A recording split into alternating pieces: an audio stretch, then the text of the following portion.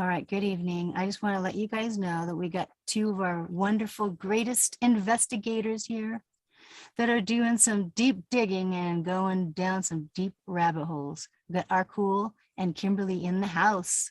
So probably going to have some other people joining us, but let's try to see if we can get some content so everybody can know what's going on. Kimberly, I'm going to let you start. What's the latest that you've been finding out in your research?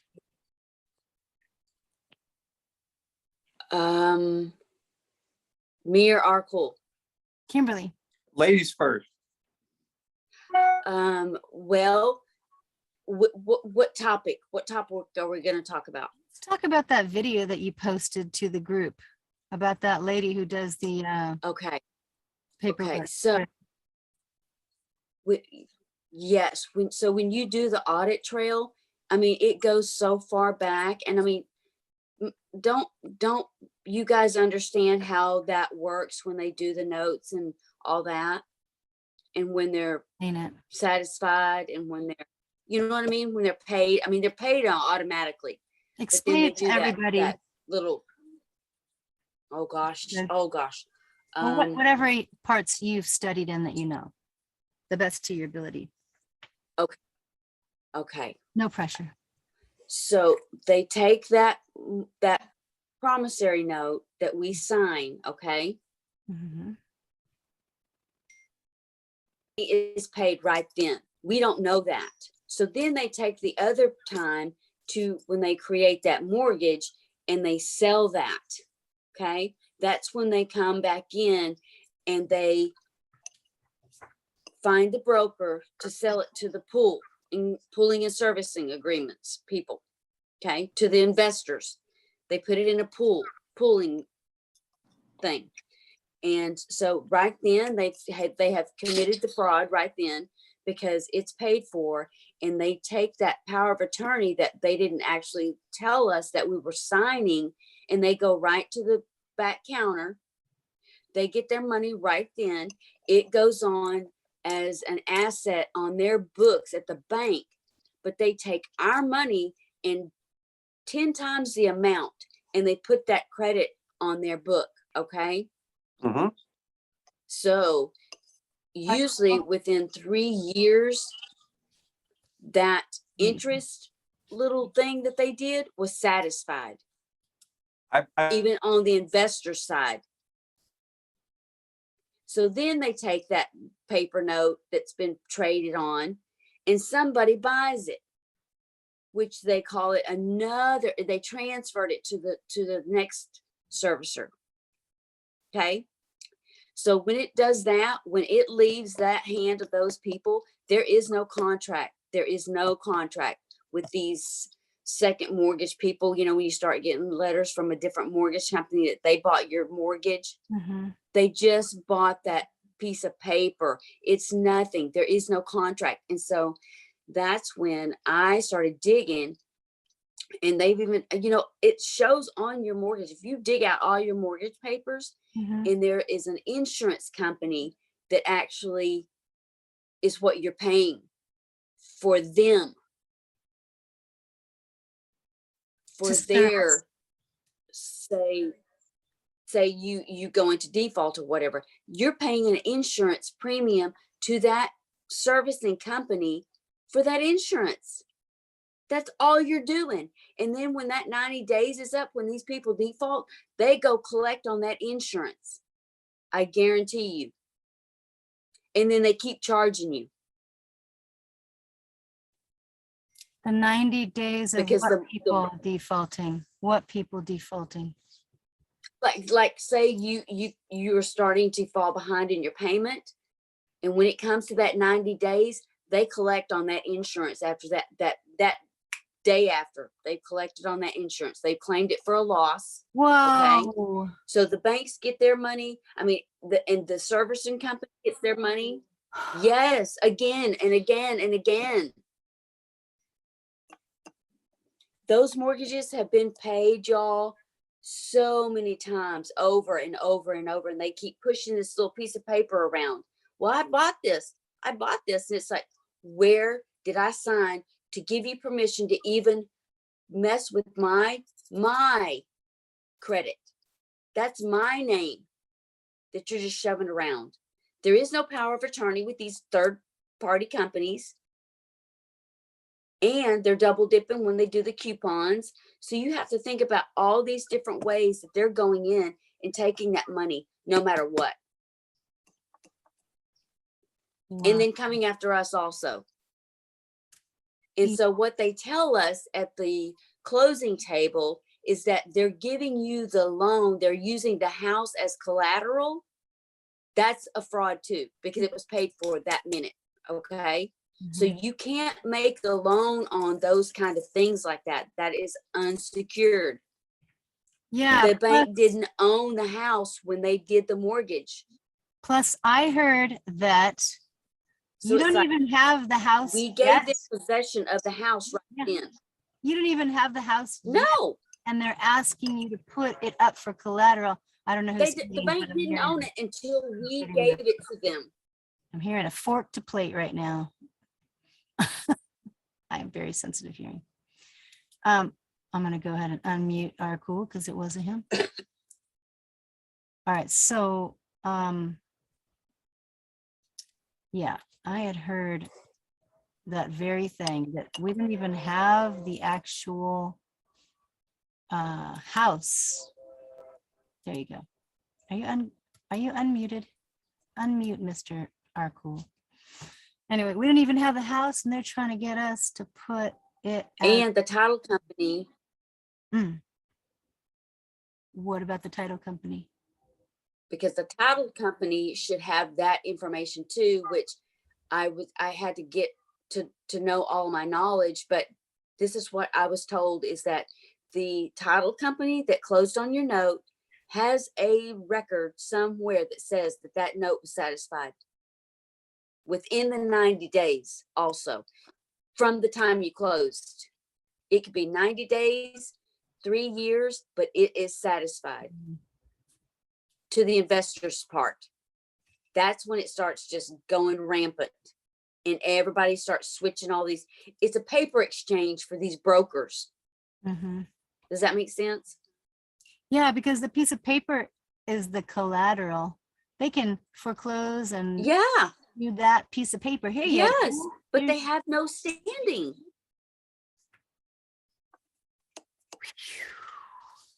All right, Mr. Arcool, what do you got to say about that? Are you there? I see I am is here. Hi, I am. So, Arcool, you can unmute yourself. Hey, I am. Oh, here I go. I'm sorry. I got Yay. it. You don't forget fractional lending. That's what I mean, Arcool. That it's an exchange party for them. It's a paper exchange party for them. It's And a that's what money they party do. for them. Yes. Yes. So it's like, okay, I'm holding this much credit that says I have assets. Do you see what I'm saying? And then the next broker will sell it to another third-party debt collector. And then the whole time they're committing fraud on us, making us believe that we still owe all this money when we never in the first place did. You know, even if you buy a house cash, the bank handles the money before they give it to the other seller. And they still use that as, and They put that, still they put that credit fractionalize on that. their books as an asset. They fractionalize it. All Yes. they 10 get- times. they get 90% more money just by handling the money. It's the consideration, you know, that consideration thing that they supposedly Consideration. were supposed to give us. That's the thing. We give them that money or that credit. They turn around and times that times 10 as a credit on their bank book to loan out. Do you see what I'm saying? 10 times the amount of that house. Did you ever receive anything back from them? You should have gotten a check for your part, and then they got, say, $1 million, and you put in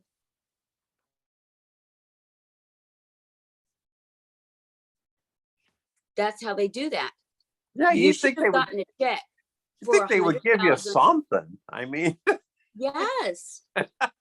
Yes, and they give us nothing. And so right then it's like, okay, this is what you bring into the equity. It's like, I gave you my equity. Now where's my consideration? We never got it, did we? So this has something to do with kind of the back office type of stuff, because the realtors and the mortgage lenders Yes, up at the front, yes. they don't seem to know about this. They get trained to do their part. They're part and parcel. Like here's Ghislaine Maxwell grabbing all the kitties to bring them over to Jeffrey, and then Jeffrey, he's the one that does the stuff. But they don't understand that they're. Yep. Yeah, I did have Wells Fargo Because call if there's people that are connected to the people in the back door.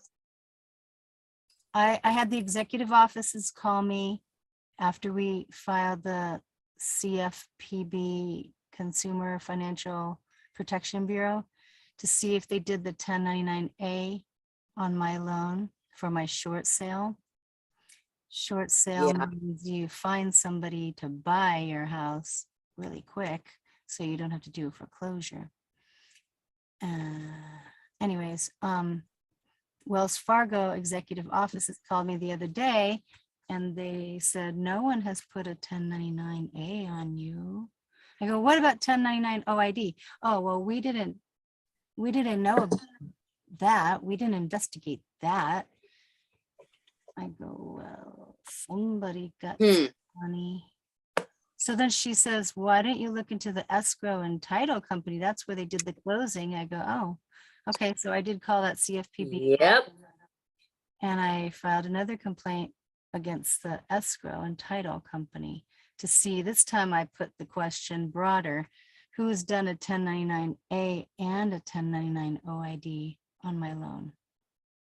Because when you get closed or they do. And you sent that complaint where? CFPB, it's Consumer Financial Protection Bureau. That's what our cool had done a FOIA. And then I'm gonna let him tell you. Look what. There you are. Oops, sorry. I meant to unmute you and I muted you, sorry. Oh, There you go. Go ahead, talk. Tell how we got that address. Come on. Consumer Finance. Protection Bureau. oh, I'll tell you how.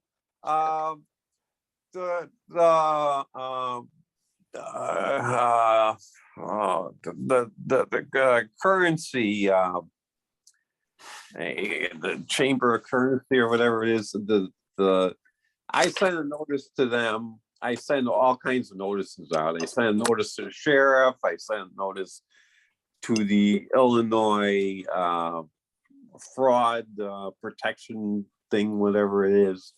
I sent all kinds of notices out. And I sent one for my property to the county assessor. I sent them to everybody. And nobody replied but the currency place.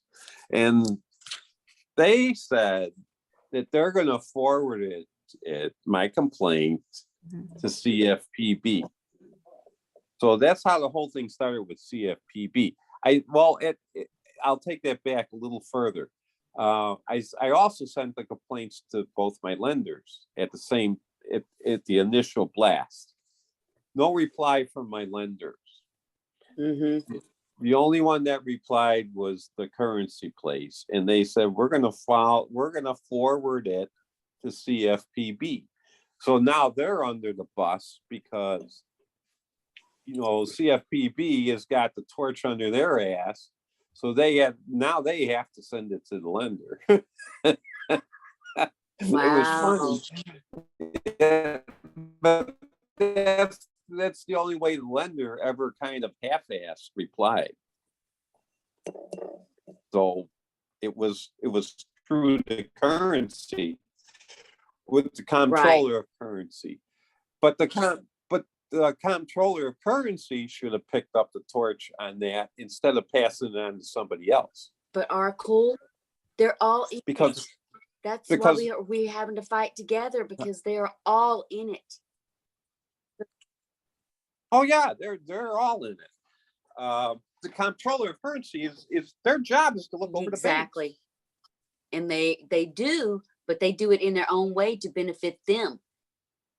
They do it in their own way of washing their hands. Exactly.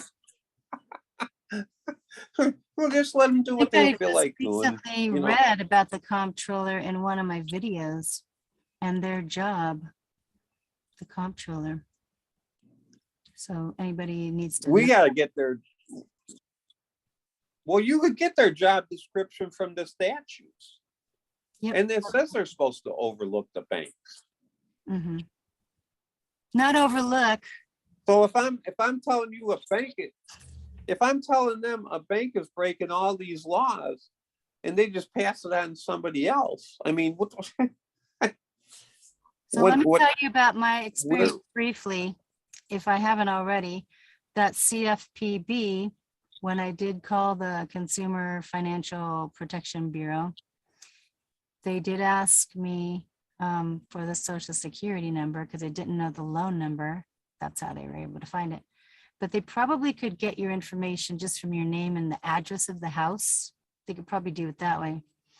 The first and the second lady I'm sure they, said I needed to tell an oath or truth. And that's when I had said to the lady, are you guys getting paid through my social security number? Are you guys making me an employee? Because you just asked me to take an oath, probably gonna have my name in all caps, and you got my social security number. And she goes, oh, I can see that. Because I go, well, how do you guys get paid? Because I'm not paying you a fee for your services. She goes, yeah, well, we do have a federal charter.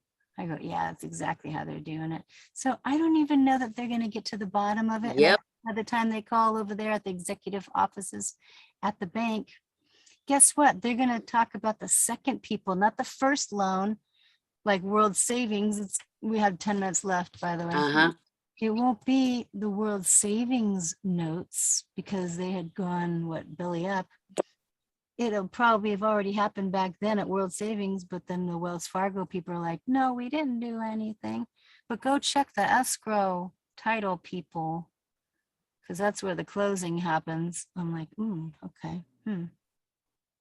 So the second complaint, I'm talking, having them investigate the escrow title to see if they did the 1099A and the 1099 OID. We'll see how it goes. I'm not paying for anything, so I mean it's coming out of. So are you going to call them? Or are you No, I going don't- to email them? I already called them on the phone, and they're already doing the investigation, and then they write to the company. Because when I tried to do it myself to the escrow 2 years ago, they said, we don't keep any documents past 7 years. And your thing happened in 2012. But when they call, that means they're gonna have to go into their catacombs in their basement and get the other stuff out. I'm pretty sure. So I'll Yes, give ma'am. you an update and let you know if anything comes up. But what you, Kimberly, sent us, that Okay. lady that was she on Rumble? What's her name that we can follow her? Because boy, was that good information. She does it, right? I was trying to find her. Oh, let me just look. Yes, she breaks it down and explains it so that people can understand. All right, let me see. You sent it to me and it's on Rumble. Boy, yeah, but still, okay, it's called Financial Warfare D-Class BQQM. Whistleblower Pie is what she's called, I think. Whistleblower Pie, yeah. And she's on Rumble. That was really good. There it is. I don't know if you can see that or not. But that was a really good video. And so she's an auditor, is she? Did you say you used to be an auditor, Kimberly? Well, the same thing. She worked in oh gosh, once some kind of finance, and I think some things happened to her and caused her to start digging, and to find out how it all, like I did, the reverse engineered it, but she's been doing it for some time now. So it's not like she's new to this, but she just picks it apart, everything they do. Yeah. I'm going to have to listen to it like 20 times to understand her level. Oh my gosh. I know. Yes. I started listening to it, but something else came up and I got something for you guys. I had to call Medicare today. Okay. They outsourced all their telephone lines to these foreign countries now. So yes. Isn't that beautiful? Medicare.